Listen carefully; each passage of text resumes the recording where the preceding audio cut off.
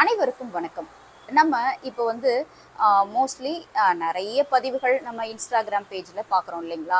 அதில் பெண்களுக்கான முக்கியமான பதிவு அப்படின்னு பார்த்தோம் அப்படின்னா, மாதவிடாய் காலங்களில் நம்ம யூஸ் பண்ணக்கூடிய நாப்கின் அப்படிங்கிறது ரொம்ப முக்கியமான ஒன்று. ஏன் அப்படின்னா, நாப்கின் அதாவது சைடு எஃபெக்ட்ஸ் இருக்கக்கூடிய நாப்கின்லாம் நம்ம யூஸ் பண்ணுறதுனால கண்டிப்பாக லேடிஸோட கர்ப்பப்பைக்காக இருக்கட்டும், அல்லது லேடிஸோட ஹெல்த்துக்காக இருக்கட்டும், அல்லது லேடிஸோட அந்த மெயினான அந்த ஒரு சில பகுதிகளுக்கு ஏற்படக்கூடிய ஆபத்துகள்ல இருந்து நம்ம பாதுகாத்துக்கிறது அப்படிங்கிறது ரொம்ப முக்கியமான விஷயம் இல்லைங்களா? ஸோ இப்போ வந்து 100% நேச்சரான ஒரு நாப்கின் பற்றி தான் நம்ம பார்க்க போகிறோம்.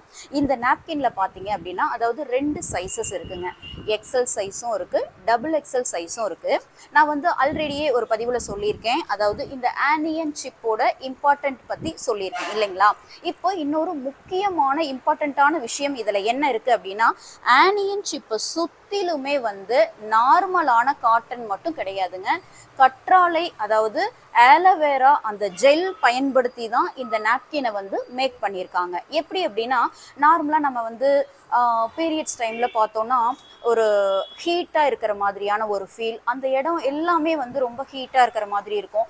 நம்மளோட யூட்ரஸ்மே கூட இந்த பீரியட்ஸ் டைமில் பார்த்தீங்க அப்படின்னா ரொம்ப ஹீட்டை வெளிப்படுத்தும். அதிகப்படியான ஹீட்டை வெளிப்படுத்தி தான் நமக்கு வந்து ப்ளீடிங்கை வெளிப்பட வைக்கும், சரிங்களா?